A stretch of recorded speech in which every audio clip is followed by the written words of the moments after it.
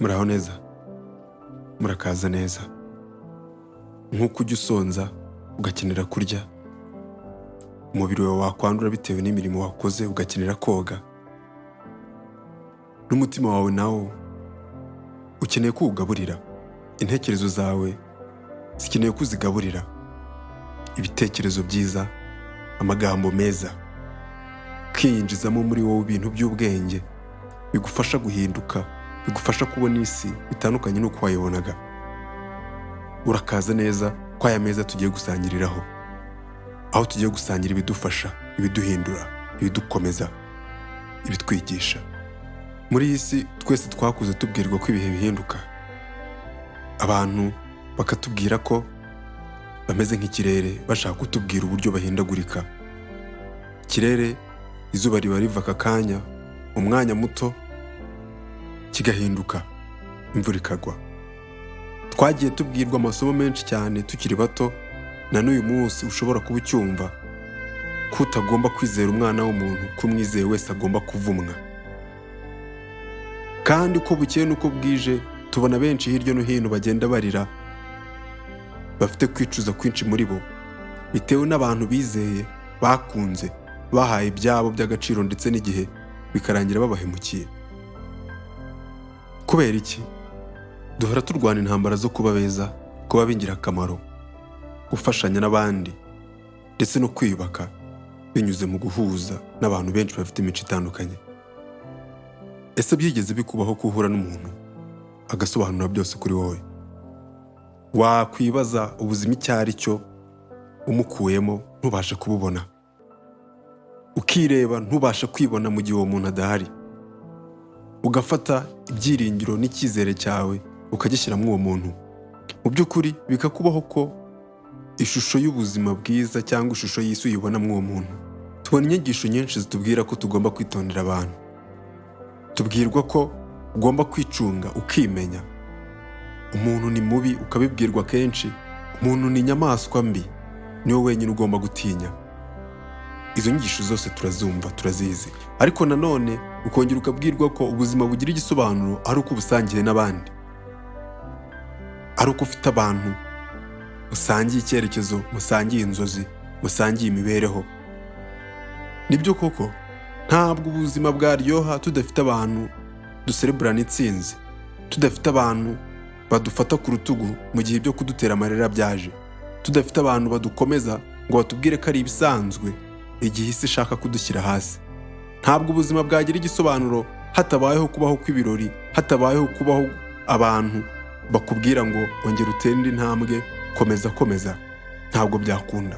Ariko se bigenda bite nanone kuba abantu tuba dukeneye mu buzima bwacu aribo batera benshi kwicuza, ko imitima ya benshi yangiritse, ndetse benshi ubu ngubu bakaba bari mu nda y'isi, baratewe agahinda n'abandi bakiyahura? Biteye amatsiko, biteye urujijo.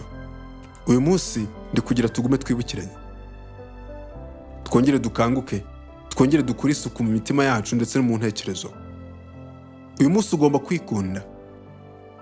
Abantu bose mwabana, inshuti, abanzi n'abagukunda, abo bose ni abantu bafite parite ntoya mu buzima bwawe. Mu yandi magambo, baraza kandi bakagenda. Iyiteho, kuko abantu bose mu buzima bwawe baraza kandi bakagenda, akaba ari wowe wenyine usigara. Mu Cyongereza baravuga ngo focus on yourself, people come and go. Nibyo, abantu baraza kandi bakagenda. Iyiteho, ihanga amaso wowe ubwawe. Aya ni amagambo make ariko afite uburemere, ndetse n'abakuru baravuga bati imico y'abantu irahinduka, ariko wowe ntuzigere uhinduka ngo wiyangirize. Iyi si ntabwo wayibaho wenyine, ubuzima ntabwo bushoboka utabusangiye n'abandi. Ariko wakwishimana n'abandi, wareka, wakwiheza, ibyo wakora byose nta n'umwe muzahorana. Ibi ni byo bintu bike tugiye kuganira, bigiye kugufasha kurushaho gusobanukirwa imibanire yawe n'abandi. Icya mbere, wabishaka utabishaka, abantu baraza mu buzima bwawe ndetse bakongera bakagenda. Mu buzima bwawe hari abantu baza ari umucyo, bakazana ibyishimo, bakazana amahoro ndetse n'ubufasha. Maze wareba impinduka zo mu buzima bwawe ukabona ziratangaje rwose. Ubuzima bwawe bukagenda neza, ukabona byose ari amahoro. Ariko mu gihe gito cyangwa se kirekire, bamwe barigendera. Icyo ntabwo kiba ari igisobanuro cy'uko abo bantu ari babi cyangwa se wowe uri mubi. Ahubwo igihe cyabo cyo kuba mu buzima bwawe kiba kirangiye. Ibi ni ukubera ko ubuzima bwacu bufite inzira n'ibyerekezo bitandukanye. Hari inshuti ubuzi ko muzabana ubuziraherezo ibihe n'ibihe, ejo ugasanga ubuzima buberekeje ahandi, babonye akazi kure yawe bakigendera. Hari igihe ugira umukunzi ndetse ukumva ari we si yawe, ariko igihe kiramukwiba kikamugutwara ntuzongere kumubona. Hari abantu baza mu buzima bwawe, umuntu akaza afite isomo gusa rimwe rimuzanye ngo arikwigishe, yamara kurikwigisha akigendera, ntuzongere kumubona. Ikintu gikomeye ni uko iyo udasobanukiye imiterere y'abantu usigarana agahinda n'ibikomere bitari ngombwa. Ariko iyo usobanukiye iby'ibihe n'imibereho, umutima wawe uguma ukomeye, ubuzima bwawe burakomeza. Ikindi kintu cya kabiri ugomba kumenya ni agaciro kawe mbere ya byose, mbere ya bose. Iyo abantu bagiye, hari igihe wumva ko watsinzwe, ko udahagije cyangwa ko hari aho warangaye. Ariko ukuri ni uko agaciro kawe kadashingiye ku muntu waje cyangwa se wagiye, kagendera ku byo wowe ubwawe wiyubatsemo. Hari igihe umuntu ava mu buzima bwawe bigasa nko kubura icyerekezo, bikamera nk'aho imiryango imwe n'imwe yo mu buzima bwawe ifunze. Ugasa nk'ubuze icyerekezo, ukabona inzira utayibona. Ariko burya nta muntu n'umwe wabura ngo upfe. Iyo wize kwiyitaho n'ubwo waba uri wenyine, ntabwo ushobora kuba mu bwigunge. Buri munsi uba uri mu rugendo rwo gukura. Gatatu, ugomba kumenya kwiyubaka no kwiyitaho, ibyo twita self focus. Kwibanda kuri wowe, ugatinyuka ndetse ukikunda bihagije, ntabwo bisobanuye kwanga abandi. Ntabwo bisobanuye ko ugomba kureka abandi ngo ubeho wenyine. Oya, ahubwo ni ukumenya ko nutirwanaho ukiyubaka, kubaka umutima wawe ndetse n'amajyambere yawe, nta wundi uzaza kubigukorera. Nk'uko ufata umwanya ukarya, ukoga cyangwa se ugasinzira. Ibi bintu bitatu turabikeneye kugira ngo umuntu wo muri wowe imbere akure, umuntu w'indani abyibuhe, abe mwiza kurushaho. C. Gushyiraho imbibi, boundaries. Emotional health cyangwa amahoro yo mu mutima akomoka ku kuntu wakira ibyo ubonye, ibyo wumvise ndetse n'ibyo ukoze. Uko witwara mu byagukomerekeje ndetse no gusobanukirwa ko kumva ubabaye atari intege nke.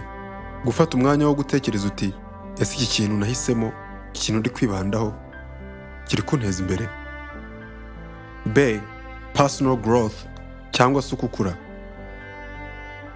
Kora uko ushoboye, ubeho byibura wiga ikintu gishya. Ushaka ubumenyi wihugure ukuntu wakoresha ikoranabuhanga rishya. Urwo ni urugero rumwe. Shyiraho intego y'ukwezi cyangwa se ushyireho gahunda ya buri munsi. Boundaries cyangwa gushyiraho imbibi. Iga kuvuga hoya. Ibintu byose bitakubaka, iga kubihakana no kubyanga. Mu gihe umuntu ashatse kukuyobora mu cyerekezo udashaka, kugukorera ibintu bitakubaka, kugutakariza igihe, ntabwo uba umusuzuguye iyo uvuze ngo hoya. Yego, ni iby'agaciro rwose kubana n'abandi. Ariko igihe cyose umuntu ushaka kuyobora iburyo mu gihe washaka kujya ibumoso, umuntu ushaka kuhagarara mu gihe wowe washakaga kwicara, umuntu ushaka kugufatira imyanzuro y'uko ubuzima bwawe bugomba kugenda, bugomba kubaho, umuntu ushaka kukumvisha ibigufitiye inyungu kurusha uko wowe wabyirobanurira, ntabwo umukeneye. Hari igihe umutima uguhatiriza ukagusaba gufata umwanzuro utandukanye, ariko ukanga ugahagarara, ntuvuge ngo hoya, kuko uri gutekereza ko ushobora kumuhomba cyangwa se kumutakaza. Gushyiraho imbibi ku buzima bwawe bisobanuye kwiyubaha no kubaha umutima wawe. Ushobora kugira inzozi zo gushaka gukora business runaka, gukora ibintu runaka ukunda, kwita ku ntumbero zawe, ariko wabiganiriza inshuti n'undi muntu wizera, bitewe n'uko bo bareba ibyabo bihuye n'ibyo bizera cyangwa barota, bakavuga ko batabikunda, bakavuga ko atari byo, ko byakabaye byiza ugahindura ugakora ibyo batekereza. Ibindi ntuzemere ko ibyo bikubuza gutangira umuhanda wahisemo. Upfa kubona bihura neza n'amahoro yawe ndetse n'icyerekezo cyawe. Ntukagire ubwoba bwo kugira uwo usiga mu gihe ubona ko ari ngombwa. Haba igihe uhuye n'abandi bantu bashya, nabo bakaza bakamara umumaro wabo mu buzima bwawe urenze uwabahise cyangwa batambutse.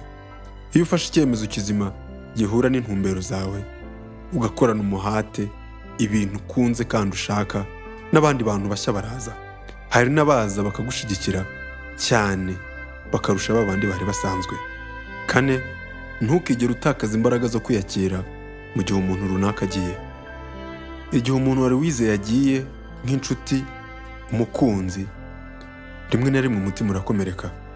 Ariko kugira ngo ukure, ugomba kwemera ko ari ibintu bisanzwe kuba abantu bagusiga rwose. Simvuze ko bitavuna cyangwa se ngo bibabaze igihe washaka kugumana n'umuntu ariko bakagusezeraho ukagenda cyangwa ibihe bikamutwara. Gusa buri gihe uba ufite icyo wakora kandi hari uko wabigenza. Mbere na mbere ugomba kwemera ko byabaye. Ntuziteshe umutwe wibwira ngo kuki. Bibaho, birasanzwe. Ugomba kwiganiriza neza, ntiwirakarire, ukibwira uti ndi umuntu ufite agaciro. Abagiye baragiye, ariko ubuzima bwanjye bugomba gukomeza. Kandi rero ugomba kwiga, ugomba gusigarana isomo. Ntabwo bibaho ko umuntu ashobora kuva mu buzima bwawe nta somo runaka kwigishije. Icara wige, ubimenyere, birasanzwe. Hari igihe umuntu muba mwarabaye umwe ari we ufata umutima wawe akawumenagura, akaguhindukana, wajya umureba ukabona ari undi muntu utazi. Ibyo nibiba, ntuzemere gupfa umutima. Uziyegeranye, bimara igihe gito, ugakira, ugakomeza kubaho kandi kurusha mbere. Wibuke ko hari isomo ryo kwihangana, kwiyubaka no gutekereza ku nyungu zawe z'ahazaza. 5. Dore uko ugomba kuba wowe mu gihe ibintu bihindutse. Mu gihe ubuzima buhindutse, abantu bakagenda, bimwe mu byo wubatse bigasenyuka, inshuti zikangirika, ibuka kwibaza iki kibazo: ese iyo ntari kumwe n'abandi ndinde? Ndinde bose badahari. Iyo umaze kwibona uwo uri we bose badahari, nibwo utangiye kubaho neza. Nibwo igihu cyari kiri imbere yawe kigukingiriza ntubone ejo hazaza kivaho, ukareba hirya, ukagira intego nyinshi n'impamvu za nyazo zo kubaho. Iyo uzi ukuri kwawe, ibyiyumviro byawe, indoto zawe n'icyo ushaka kugeraho, nta muntu n'umwe ushobora kubihindura. Ujye wibuka ko ibintu byose bihinduka, abantu bose bagahinduka bakagenda cyangwa bakaza, ariko wowe ugasigara. Iyo bagiye urahaguma, inzozi zawe zirahaguma, n'ubuzima bwawe bukahaguma, n'icyerekezo cyawe kikahaguma. Rero ni wowe, yari wowe, azaguma kuba wowe. Irwaneho, ufate ingamba nshya. Ntusenwe nuko abantu bagiye. Ntiwibure kuko abo wari wiringiye bagusize. Buri munsi ni ubuzima bushya, hari ibyo watangira bishyashya buri munsi, bigahindura uwo uri we, bikagukomeza. Mu gusoza, nshaka kukubwira iki kintu: komeza wibande kuri wowe. Focus on yourself. Ibande kuri wowe. Kwiha umwanya no kwihanga amaso ukiyitaho cyane ntibivuze ko udakunda abantu cyangwa se kutifuza kubana neza. Oya, bivuze kwiyubaka ndetse ugakomera kugira ngo nihagira abaza mu buzima bwawe bazasanga ukomeye. Ntuzabapendingeho kugira ngo utabaho nk'aho ubuzima bwawe ari bo bwubakiyeho. Abantu niyo baza cyangwa bakagenda, ariko ugomba kuguma kuzirikana ko ari wowe buye rikomeye, ari wowe fondasiyo y'ubuzima bwawe. Niba ukoresheje igihe cyawe cyose wumva iki kiganiro, ndagushimiye. Komeza wikosore, wiyubake, kandi ujye uhora wibuka ko inzira nziza itangirira mu mutima wawe. Kandi inzogera kugira ngo utazacika ikiganiro gishobora guhindura ubuzima bwawe.